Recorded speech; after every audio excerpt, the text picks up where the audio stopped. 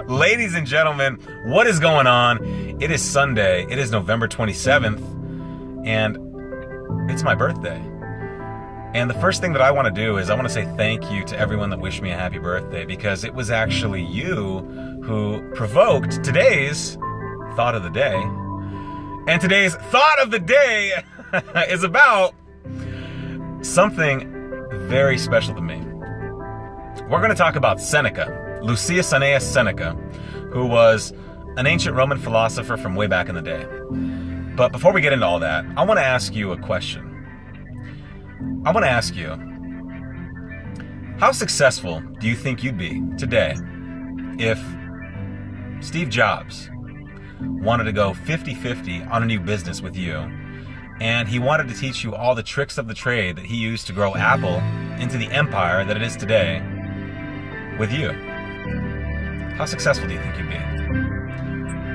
Or how much more wealthy do you think you'd be today if Dr. Jerry Buss, the former owner of the LA Lakers, wanted to sit you down and show you the principles and concepts behind investing money and how he grew his fortune large enough to buy a sports team that's recognizable throughout the whole world?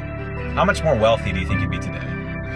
Or how much healthier do you think you'd be today if you woke up this morning and after you woke up, you went downstairs and standing there was Bruce Lee with a towel over his shoulder, ready to show you how he fortified his body into the body that could do the things that only Bruce Lee can do? How much healthier do you think you'd be today? Or how much happier do you think you'd be today if Gandhi was your personal guide and he was showing you how to find happiness and fulfillment in the little things that most people overlook in life? Or how much more ambitious and determined do you think you'd be today if Alexander the Great was your instructor and he was showing you and teaching you all the leadership lessons and skills that he used to lead an army from Macedonia all the way to India to conquer the known world? Here's the real question I have for you. What if I told you that all of these people were going to be at my house this weekend for a Q&A? Would you come? What if I said, they're at my house and they're going to be there this weekend, they're going to be there on Monday, they're going to be there on Tuesday, and they're going to be there for the rest of the week because they're in my library? That is what we're going to talk about today. Books and the value contained in books. And I'm going to share 3 things that I think is relevant and very important to who you are and to who I am and to the things that we're trying to attain in this lifetime.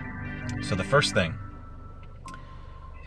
I want you to start seeing books as treasure chests that contain hidden treasure. Because not everything from cover to cover in a book is gold. So you're going to have to do some searching around. The way I think about it is, I'm like Robin Hood. When I crack a book open, I try to search for those golden nuggets, those golden coins, so that I could steal from the rich and give to the poor. You have to be active in finding those little things that are applicable to who you are and applicable to the end game, the end state that you want to achieve. So become like Robin Hood. See books like a chest containing hidden treasures. That's the first thing. The second thing is, I want you to have a core set of books that are an instinctual part of who you are. Why is that important? Well, there are millions of books out there. Millions. And Seneca actually talks about this. Here, I'm going to share something with you that he says here in his book. So Seneca wrote a book called On the Shortness of Life. And he says in his book, he says, what's the point of having countless books and libraries whose titles the owner could scarcely read throughout a whole lifetime? He says the mass of books burden the student without instructing him. And it's far better to devote yourself to a few authors than to get lost among many. Wow.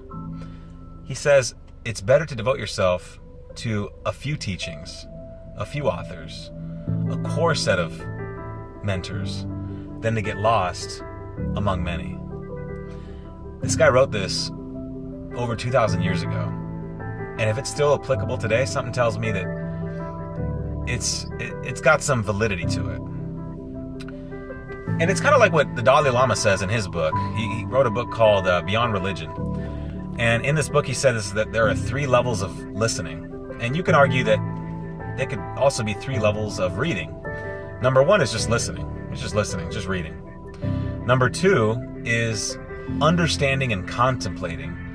So you're hearing something, you're reading something, and you're understanding, you're contemplating, you're extrapolating, you're interpreting, you're putting it in your own words. And the 3rd level that the Dalai Lama talks about is making it an instinctual part of who you are. There are some things in life, there are some things in books that you have to make an instinctual part of who you are and what your philosophy is if you really want to achieve what it is you're after in life. So, number 1, see books like a treasure chest that contain hidden treasures. Number 2, have a core set of books that are foundational to who you are, that are instinctual to who you are. And the 3rd one is, don't treat books like a one-time event. Treat books like a friend. What do I mean by that? Well, Seneca talks about this too, and this is really profound. If you treat books like a friend, you'll understand what I mean by this. So he says, none of these will be too busy to see you. None of these will not send his visitor away happier and more devoted to himself. He says, none of these will allow anyone to depart empty-handed. They are at home to all mortals by night and by day. Like I said, they're in my library, and they can be in your library too. He says, none of these will force you to die, but all will teach you how to die. None of them will exhaust your years, but each will contribute his years to yours. With none of these will conversations be dangerous, or his friendship fatal, or attendance on him expensive. It doesn't cost you anything other than the book. And a book like this costs $2. It's free in some places online. He says, from them you can take whatever you wish.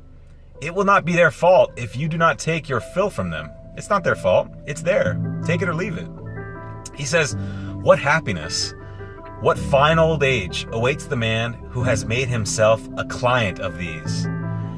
He says he will have friends whose advice he can ask on the most important or the most trivial of matters, whom he can consult daily about himself, who will tell him the truth without insulting him and praise him without flattery, who will offer him a pattern on which to model his life. There are teachings, there are lessons, there are mentors who can show you, who can offer you a way to pattern your life in order to get what you want to get. Those are the 3 things I want to share with you. And this is the last thought. This is the reason why I said that you wishing me a happy birthday prompted this thought. Listen to what Seneca says here. He says, we are all in the habit of saying that it was not within our control to choose the parents who were allotted to us, that they were given to us by chance. Now listen to this. But we can choose whose children we would like to be. It's not within our control to choose who we were born to, but we can choose whose children we would like to be. Whoa! That is a thought of the day. That's all I got for you tonight. Have a wonderful week. I look forward to talking with you next weekend, but until then, crack open a book and make a friend. I'll talk with you soon.